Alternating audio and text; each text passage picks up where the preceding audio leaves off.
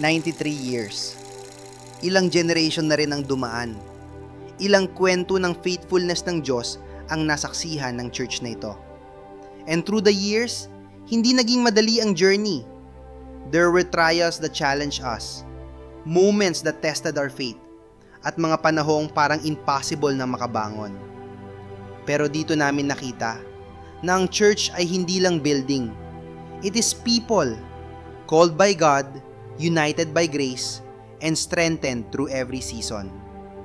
Sa bawat pagsubok, may purpose. Sa bawat sacrifice, may bunga. At sa bawat taong ginamit ng Diyos, may buhay na nabago. Good morning. Thank you for watching. Bakit ba natin kinancel ang ating church service during itong 2020. pandemic na ito? The world Let me suddenly give you three changed. reasons bakit For the nag-cancel first tayo. time in the history of MCC, physical worship services had to temporarily stop because of the pandemic. Isang hindi nakikitang kalaban ang nagpahinto sa buong mundo. Maraming tanong, maraming uncertainties, pero hindi tumigil ang MCC. Sa tulong ng NCCF, nabuo ang online ministry team upang maipagpatuloy ang Sunday services. Unti-unting natutunan ang live streams, cameras, at online platforms. At kahit magkakalayo, tuloy pa rin ang worship, fellowship, at ministry.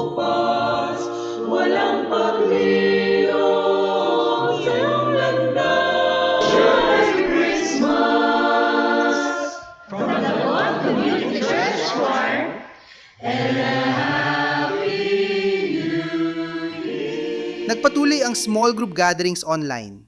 Nagpatuloy din ang MCC special events. At hanggang ngayon, tuloy pa rin ang online worship at prayer meetings. At doon natin nakita ang hindi inaasang biyaya ng Diyos. Through online services, naabot natin ang members mula sa iba't ibang lugar at maging ibang bansa. What started as a season of limitation became a season of greater connection and wider ministry.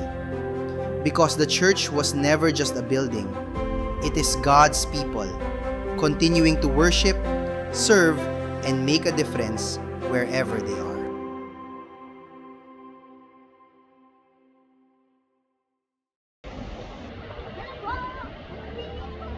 July 2024, muling dumaan ang pagsubok. Tinamaan ng bagyong Karina ang bansa at dahil sa matinding pag-ulan, maraming bahagi ng Metro Manila ang nalubog sa baha, lalo na ang Malabon. Hindi rin nakaligtas ang MCC. Nasira ang ilang bahagi ng church, mga kagamitan, at iba pang importanteng equipment na ginagamit sa ministry. Masakit makita ang sanctuary at mga silid na minsang puno ng fellowship na iniwan ng tubig at putik. Pero sa gitna ng pagsubok, hindi tayo iniwan ng Diyos. Pagkatapos nating ibahagi ang sitwasyon sa Facebook page ng MCC, bumuhos ang suporta mula sa iba't ibang tao, dito man sa Pilipinas o maging sa ibang bansa.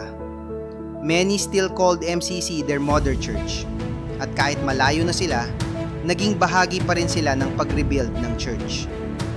Marami ang sumali sa cleanup program, at ang mga hindi makapunta, nagpaabot naman ng financial support at prayers.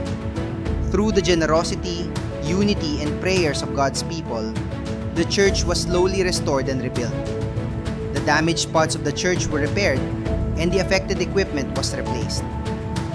What could have been a story of destruction became a testimony of compassion, unity, and God's provision. Sa tulong ng donations at generosity ng mga members, na-renovate ang second floor kitchen at dining area. Old and worn-out equipment was replaced, and areas that had slowly aged through the years became cleaner, brighter, and more welcoming for fellowship and ministry.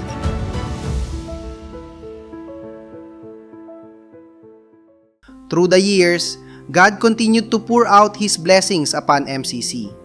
We witnessed growth in many ways, from increasing Sunday school attendance to God's continuous provision that strengthened the church financially.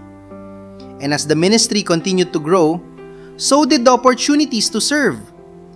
MCC became home to many meaningful events and programs, from kids camp, vacation Bible school, and nights of worship to activities that encourage the youth, parents, and the whole church family.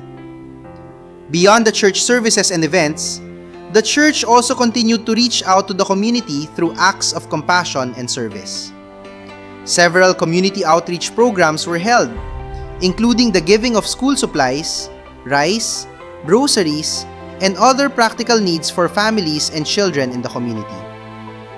At the same time, God also allowed the church to improve and prepare for the future. Solar panels were installed, helping the church become more sustainable and allowing resources to be used more wisely for ministry. And finally, after many years of waiting, praying, and processing, God answered one more long-awaited prayer. The land title was officially affirmed and confirmed under the name of Malabon Community Church. 93 years. 93 years of God's faithfulness. Through every trial, every victory, every season of uncertainty, He remained constant. And as we look back on everything God has done through MCC, isa lang ang malinaw nating masasabi. This story was never about us alone. It was always about a faithful God working through willing people to reach lives, serve communities, and make a difference. From one generation to another, the mission continues. At habang nagpapatuloy ang MCC, dalangin natin na mas marami pang buhay ang maabot, mas marami pang pamilya ang mapagpahla, at mas marami pang tao ang makakilala sa kabutihan ng Diyos. Because we were never made just to exist. We were made to make a difference.